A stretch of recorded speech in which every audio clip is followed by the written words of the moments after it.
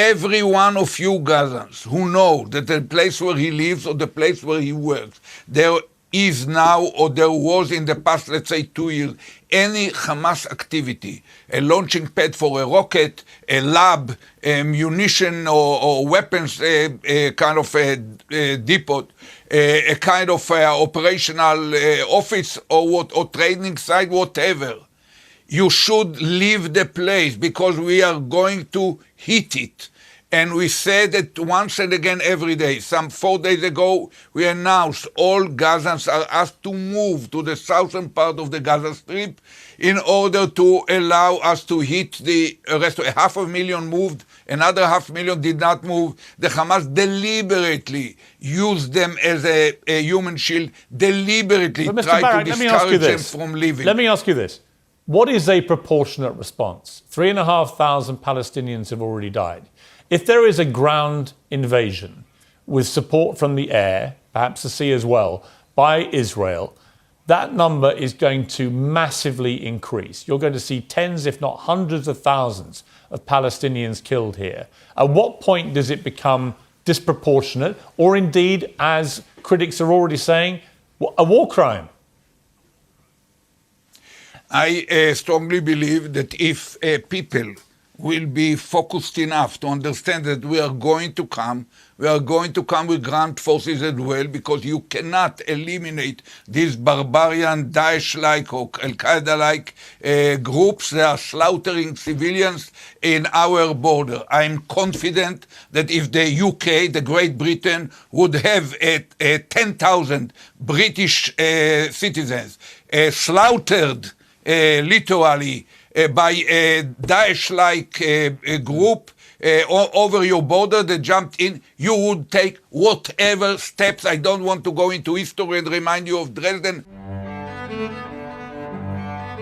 Israel's former prime minister was on Piers Morgan Uncensored to kind of like share more light on the current Israel-Palestinian issue, and also to clear the air on what he thinks has been a massive scale of disinformation to tarnish the image of Israel.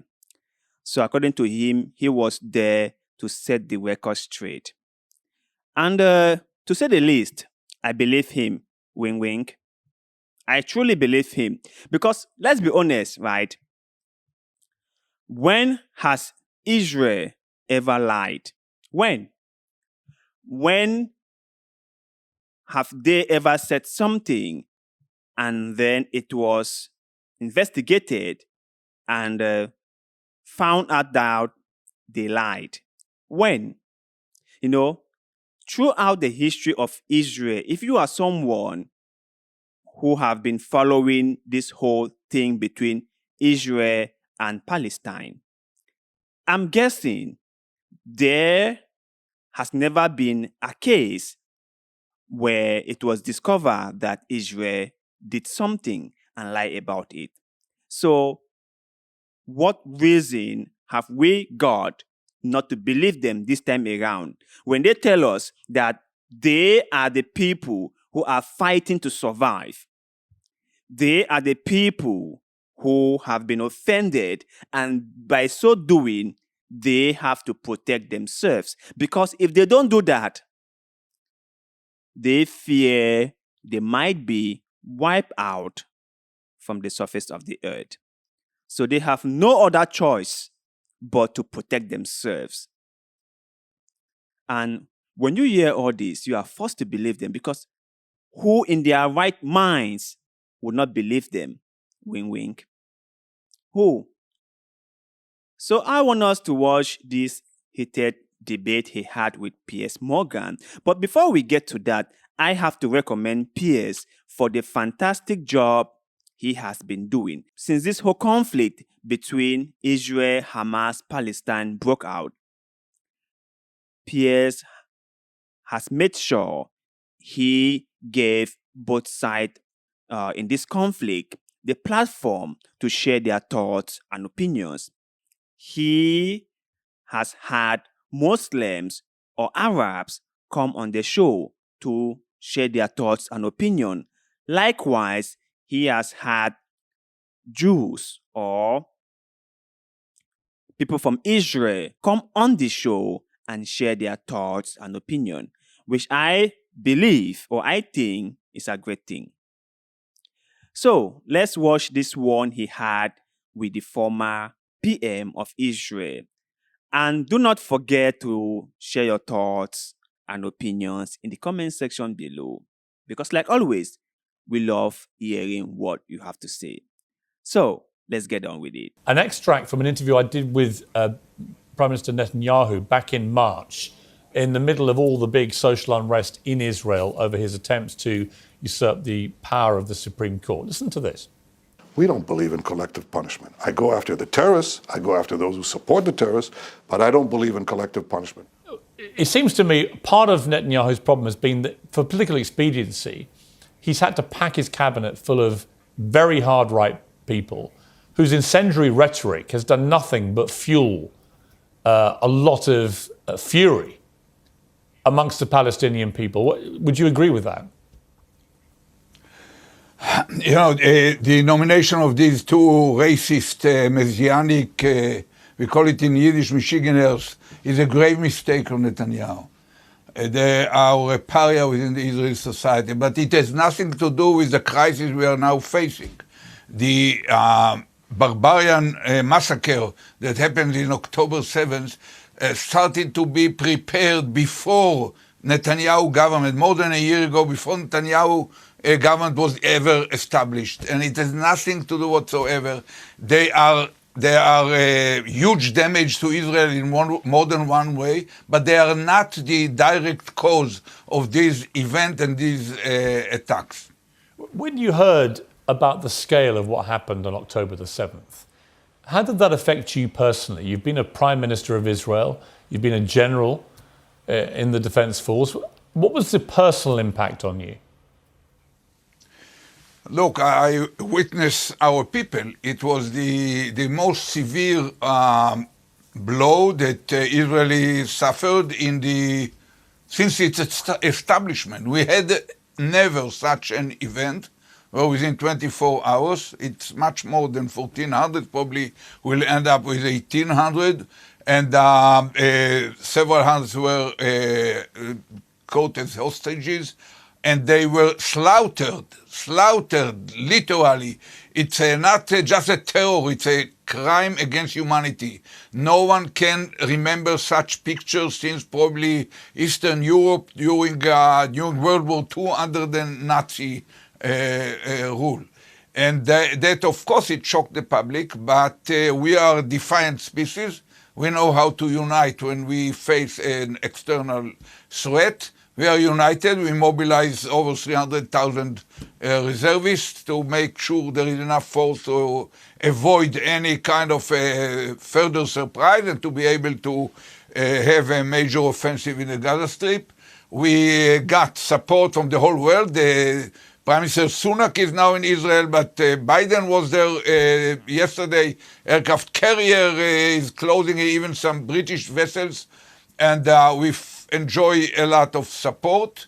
And the third element, which is very important, in a way, it's not just a failure of the intelligence, a failure of the operational side, and in spite of heroic response of the soldiers on the ground, it's still a major failure of our defense system, but it's also a major failure of the political level, and basically they lost the trust of the people.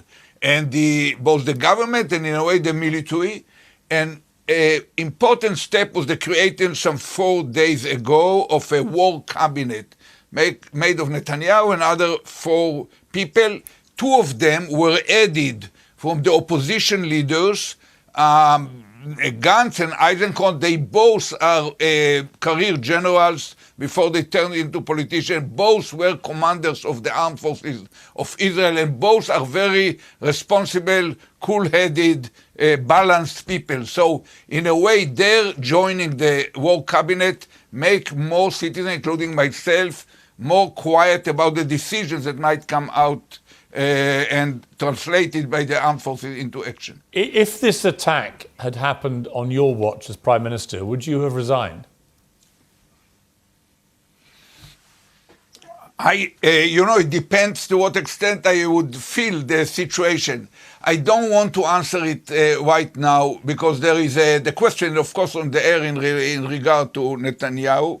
I think that now we have to focus first and foremost on response. We have to do something. No modern state can afford having it. You mentioned earlier 9/11. Yeah. You think in the terms of the population, it's like Americans having 9/11 with 50,000 people killed, not 3,500. So it's a major blow. We have now to focus. We have to eradicate any military capability of the Hamas. But here this is the is problem. a demanding enough job. Mr. Barak, let me just jump in there because the Geneva Convention outlaws collective punishment. Prime Minister Netanyahu, when I interviewed him back in March, said he did not believe in collective punishment, and he wouldn't exercise collective punishment in the way he dealt with Palestinians.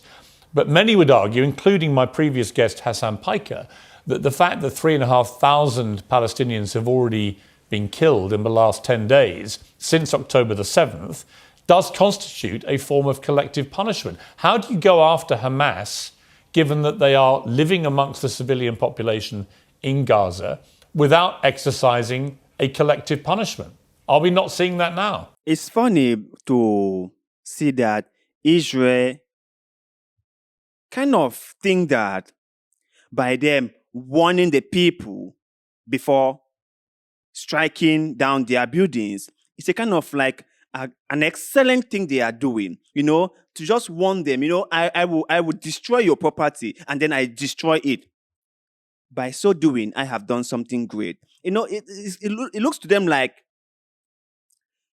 they are doing an exceptional service to the people in Palestine. And it's so funny, right? They will just say everyone living in the north of Gaza should move to the south of Gaza. People should just get up, pack their things, and then move out. It's just so easy for them to say. Remember, they are asking people to move out from their houses where they have all their belongings. They are asking them to move to the south of Gaza, where there is likely nothing for them to live in. What are they going to be doing in the south of Gaza? What are they going to be doing there? So it's just so convenient for the Israelis, political elite or whoever that is giving this communique to just get up and say, oh, we've told them to move out because we are going to bomb north of Gaza. We have to take out Hamas jihadis or whatever by any means necessary. And this is a question I have always asked myself and asked many people who have been watching this show. How come Israel did not know about this before it happened? How come no one took action to prevent what happened on the 7th of October from happening? How come? How come Mossad didn't have an idea that Hamas was planning something this massive? How come the CIA had no idea? How come MI6 had no idea? So you guys mean to tell me that these three giant spies agencies had no informant in Gaza? Is it what you guys are telling me?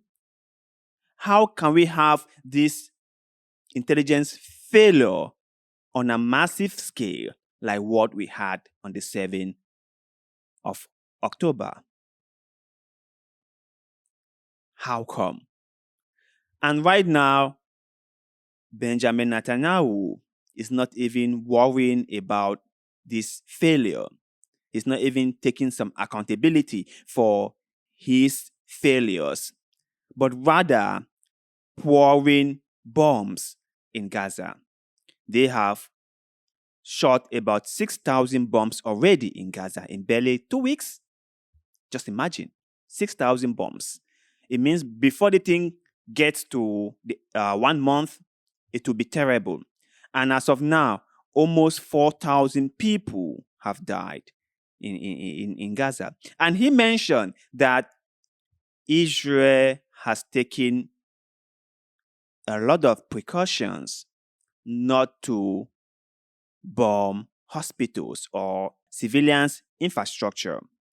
But how many times have they done something like this and deny it, and then they are later on called to or held accountable after proper investigations were carried out by third parties? How many times? So this guy here, I don't know,